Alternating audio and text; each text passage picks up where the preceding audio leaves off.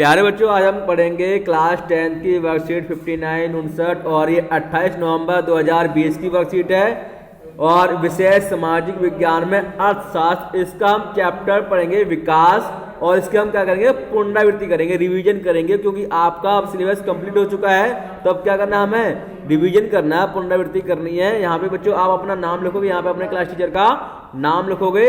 इस वर्कशीट में आपको 10 क्वेश्चन दिए गए हैं 1 नंबर वाले, इनके आपको आंसर लिखने हैं। बहुत ही आसान क्वेश्चन है ये, ठीक है। तो विकास क्या होता है कि विकास सभी लोगों के लिए अलग अलग होता है ना, क्योंकि विकास का लक्ष्य सबके लिए अलग अलग है। भाई जो गरीबी में जीवन जी रहा है, जिसको मजदूरी नहीं मिल रही है तो उसको मजदूरी मिलनी चाहिए, उसके लिए वो विकास है। जिसको भोजन नहीं मिल रहा उसके लिए भोजन मिल जाए, वही विकास है। जिसको नौकरी नहीं मिल रही उसको नौकरी मिल जाए, वही उसके लिए विकास है। जिसके पास रहने के लिए मकान नहीं है ना, तो उसको रहने के लिए मकान मिल जाए, वही उसके लिए विकास है। क्योंकि सभी व्यक्तियों की इच्छाएं और आकांक्षाएं अलग अलग होती है, इसलिए विकास का अर्थ भी सभी लोगों के लिए क्या है, अलग अलग है, ठीक है। जैसे सामाजिक, आर्थिक, राजनीतिक सभी तरीके के मनुष्य का विकास हो तभी वो विकास कहलाता है, ठीक। अब इसमें 10 क्वेश्चन दे रखे हैं, उनके आपको आंसर लिखने हैं। तो लिखिए प्रश्न और उसके आंसर। तो बच्चों पहला प्रश्न है, केरल में शिशु मृत्यु दर कम क्यों है। तो केरल में शिशु मृत्यु दर कम क्यों है, क्योंकि वहाँ पर सभी लोग शिक्षित हैं, ठीक है, जागरूक हैं और वहाँ पर बेहतर चिकित्सा सुविधाएं हैं। हेल्थ सुविधाएं वहाँ पर बहुत ही अच्छी है। तो चिकित्सा सुविधाओं के कारण ही केरल में शिशु मृत्यु दर क्या है, सबसे कम है।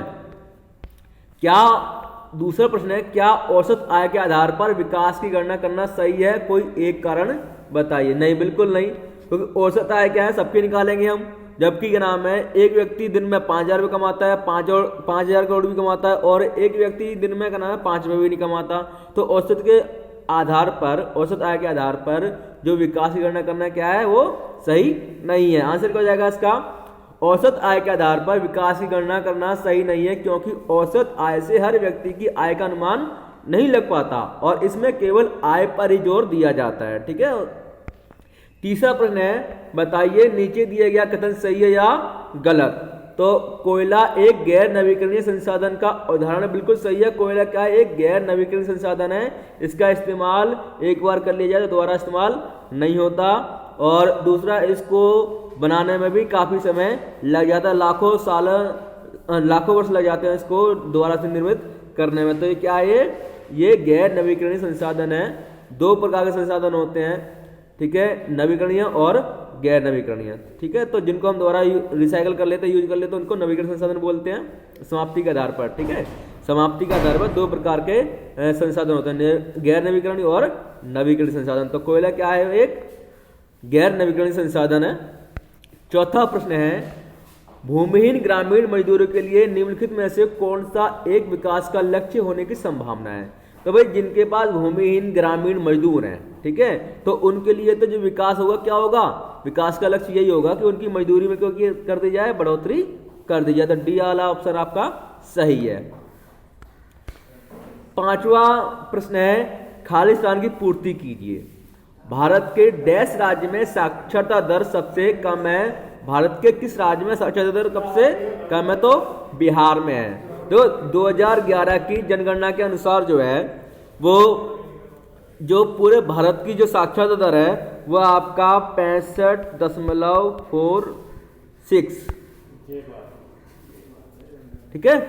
और जो जिसमें पुरुष हैं जो आपके वो हैं 74.04% शिक्षित हैं, और महिला जो है आपकी वो है 82.14% महिला शिक्षित हैं, ठीक है। तो ओवरऑल भारत में जो शिक्षित हैं वो है 65.46, ठीक है, 4-6 व्यक्ति जो है वो शिक्षित हैं। और जबकि बिहार में कितना है, बिहार का जो है वो है 63.82, ठीक है, 63.82% जो है बिहार में शिक्षित है। तो बिहार की जो साक्षरता दर है वो सबसे कम है।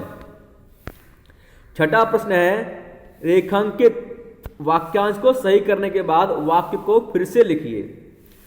तो वाक्य क्या है, एक देश जहां उच्च जीवन स्तर है तथा स्वास्थ्य एवं शिक्षा की बेहतर सुविधाएं हैं उसे विकासशील देश के रूप में जाना जाता है। बिल्कुल नहीं, वो देश क्या कहलाता है, वो विकसित देश कहलाता है जहां पर स्वास्थ्य सुविधाएं अच्छी हैं और जीवन स्तर भी ऊंचा है।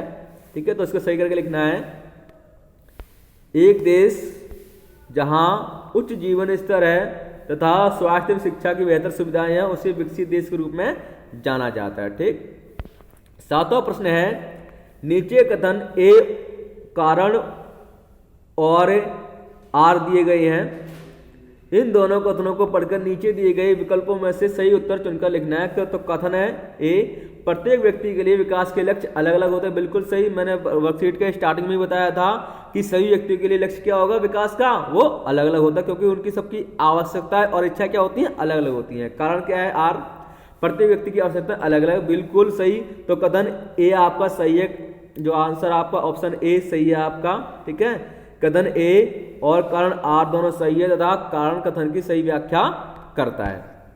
8वां प्रश्न है, सकल घरेलू उत्पाद जीडीपी क्या है, ग्रॉस डोमेस्टिक प्रोडक्ट क्या है।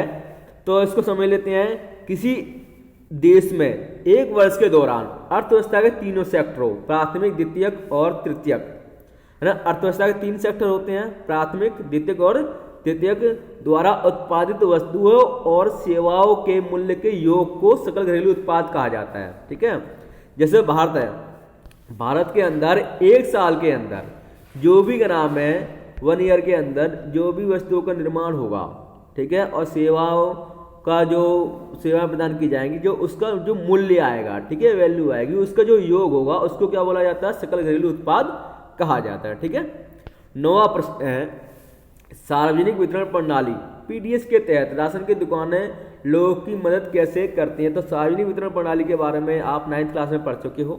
ठीक है, अब इसका आंसर क्या हो जाएगा कि सार्वजनिक वितरण प्रणाली के तहत राशन की दुकानों पर लोगों को क्या दिया जाता है, सस्ते दाम पर अनाज दिया जाता है और अन्य खाद्य वस्तुएं उपलब्ध करवाई जाती हैं। इसका मुख्य जो उद्देश्य होता है वो गरीबी दूर करना होता है और भुखमरी को नियंत्रित करना होता है। ठीक है, 10वां प्रश्न है, मानव विकास रिपोर्ट किस संस्था द्वारा प्रकाशित की जाती है। इसको ह्यूमन डेवलपमेंट इंडेक्स भी बोला जाता है ना, HDI।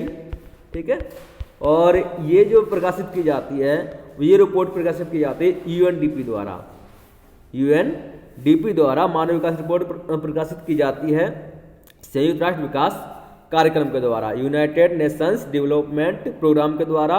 और इसके द्वारा हम पता लगा सकते हैं कि किस देश, कौन सा देश विकसित है और कौन सा देश अविकसित है। ठीक है, और इसकी जो स्थापना की थी, मानव विकास रिपोर्ट जो सबसे पहले बनाई थी, वो बनाई थी अर्थशास्त्री थे पाकिस्तान के, जिनका नाम था महबूब अल हक ने पहली UNDP यानी कि मानव विकास रिपोर्ट प्रस्तुत की थी। ठीक है, तो बच्चे आज की वर्कशीट थी। अब इसके प्रश्न उत्तर अपनी कॉपी में लिख लीजिए। थैंक्स फॉर वॉचिंग, और वीडियो को लाइक कर दीजिए, कमेंट बॉक्स में अपना नाम लिख दीजिए।